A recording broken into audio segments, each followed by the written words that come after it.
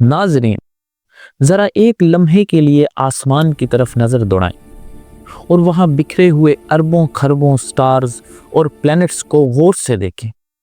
کیا جو کچھ آپ کو نظر آتا ہے وہ محض مادے یعنی میٹر کا ایک غیر منظم مجموعہ ہے جو یوں ہی بے ترتیبی سے ادھر ادھر بکھر گیا؟ اور اگر واقعی کائنات کی ابتدا میں مادہ ایک بے ہنگم انداز میں پھیلا ہوا تھا تو پھر یہ آرگنائزڈ گلیکسیز کیسے وجود میں آئے؟ ریسرچ ہمیں بتاتی ہے کہ کائنات کی ابتدا میں دو انتہائی طاقتور فورسز آمنے سامنے تھی، ایسی فورسز کہ جن کی کشمکش نے کائنات کو اس کی یہ موجودہ شکل دی۔ ایک طرف تھا بگ بینگ کا وہ زبردست دھماکہ جو مادے کو باہر کی طرف پھیلا رہا تھا، اور دوسری طرف تھی گریویٹیشنل فورس یعنی کشش ثقل جو اس پھیلاؤ کو روک کر کائنات کو دوبارہ ایک نقطے پر سمیٹنا چاہتی تھی۔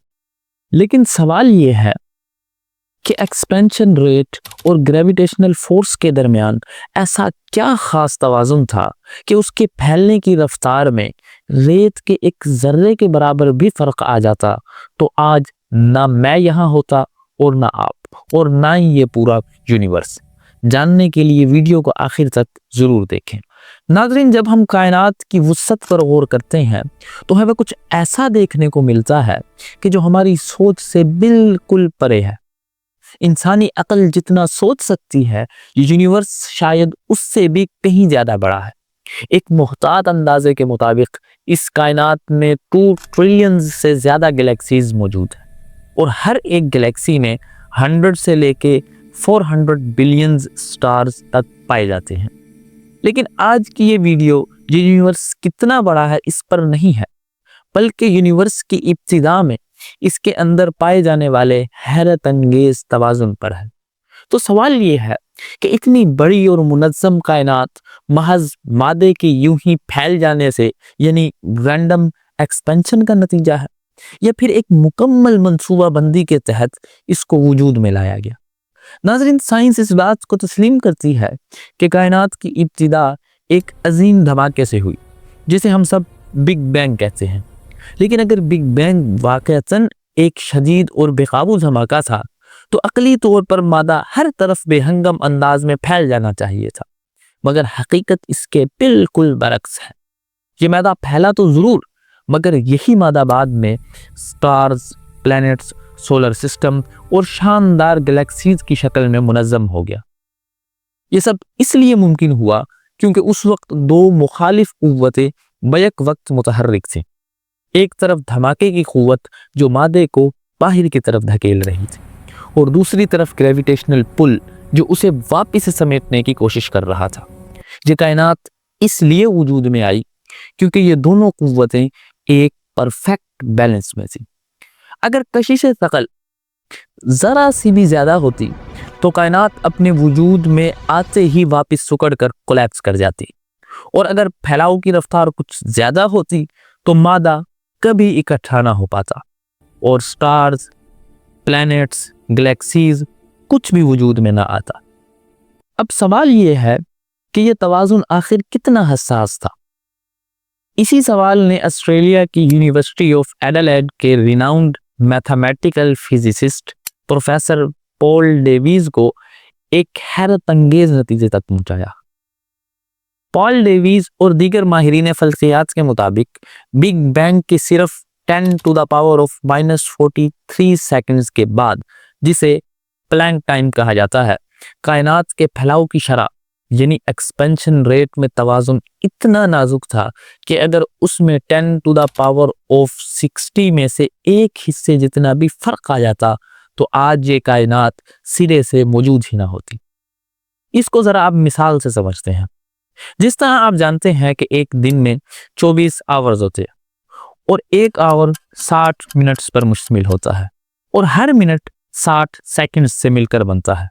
اب پیچھے رہ گیا سیکنڈ، تو جب ہم بات کرتے ہیں پلانک ٹائم کی یعنی 10⁻⁻43 کی، تو اس کا مطلب ہے ایک سیکنڈ کا وہ حصہ جو 1 کے ساتھ 43 زیرو لگانے سے حاصل ہوتا ہے، یعنی 0.000 آگے 43 زیرو لگائیں اور اس کے بعد آخر میں 1۔ یہ وقت اتنا چھوٹا ہے کہ ہم ایک سیکنڈ کو 1 ٹریلین یعنی 1 خرب حصوں میں تقسیم کریں تو بھی 1 ٹریلین میں 12 زیرو ہوتے ہیں، جبکہ یہاں بات ہو رہی ہے 43 زیرو کی، یعنی ٹریلینز کے بھی ٹریلینز جتنا وقت۔ ماہرین فلکیات کے مطابق اس پلانک ٹائم کے بعد کائنات کے پھیلنے کی رفتار میں 10⁻60 میں سے 1 حصے جتنا بھی فرق آ جاتا تو گریویٹی اتنی حاوی ہو جاتی کہ کائنات واپس سکڑ کر ایک نقطے میں ختم ہو جاتی، جسے بگ کرنچ کہا جاتا ہے۔ اور اگر یہ رفتار اتنی ہی زیادہ ہوتی تو مادہ اتنی دور نکل جاتا کہ کبھی ستارے اور کہکشائیں بن ہی نہ پاتی۔ اور یہ بھی اتنا بڑا عدد ہے کہ 1 کے ساتھ 60 زیرو، اور آپ پہلے دیکھ چکے ہیں کہ 1 ٹریلین میں صرف 12 زیرو ہوتے ہیں۔ اسے مثال کے ساتھ یوں سمجھیں کہ پوری دنیا کے تمام سمندروں کے ساحلوں پر موجود ریت کے ذروں کی کل تعداد ٹریلینز میں ہوگی۔ اب ذرا تصور کریں کہ آپ ریت کے ان اربوں کھربوں ذروں میں سے صرف ایک ذرہ اٹھا کر اسے تبدیل کر دیں تو پوری کائنات کا نظام درہم برہم ہو جائے۔ یعنی اس وقت ایکسپینشن ریٹ میں ریت کے ایک ذرے جتنا بھی فرق آ جاتا تو کائنات کبھی وجود میں ہی نہ آتی، اور نتیجتاً اگر پھیلاؤ زیادہ تیز ہوتا مادہ بکھر جاتا اور کوئی سٹرکچر فارمیشن ممکن نہ ہوتی، اور اگر پھیلاؤ ذرا سا سست ہوتا تو کشش ثقل سب کچھ واپس کھینچ لیتی اور کائنات فوراً بگ کرنچ کا شکار ہو جاتی۔ یہ حیرت انگیز توازن ایسا ہی ہے کہ آپ کائنات کے ایک کونے سے دوسرے کونے پر موجود محض 1 انچ کے نشانے پر گولی مارنا چاہتے ہیں، جو کہ 20 بلین لائٹ ایئرز دور ہے۔ اس نشانے کو درست مارنے کے لیے آپ کو جتنی باریک بینی اور درستگی کی ضرورت ہوگی، کائنات کے آغاز میں دھماکے کی قوت بھی بالکل اتنی ہی درست اور نپی تلی تھی۔ 10⁻60 میں سے 1 حصے کا مطلب یہ ہے کہ ہماری کائنات اتفاقاً نہیں بنی، بلکہ یہ ایک ایسے میتھمیٹیکل نظم پر کھڑی ہے کہ جس میں غلطی کی گنجائش بالکل نہ ہونے کے برابر ہے۔ تو اس بات کا کنکلوژن یہ ہے کہ کائنات کے قوانین اور اس کی ابتدا، اس کا یہ حیرت انگیز توازن محض ایک اتفاق یعنی رینڈم چانس نہیں ہو سکتا، بلکہ یہ اس بات کی طرف اشارہ کرتے ہیں کہ اس کائنات کے پیچھے ایک انٹیلیجنٹ ڈیزائن موجود ہے جو کہ بغیر کسی خالق کے ممکن نہیں۔ ملتے ہیں اگلی ویڈیو میں، تب تک کے لیے خدا حافظ۔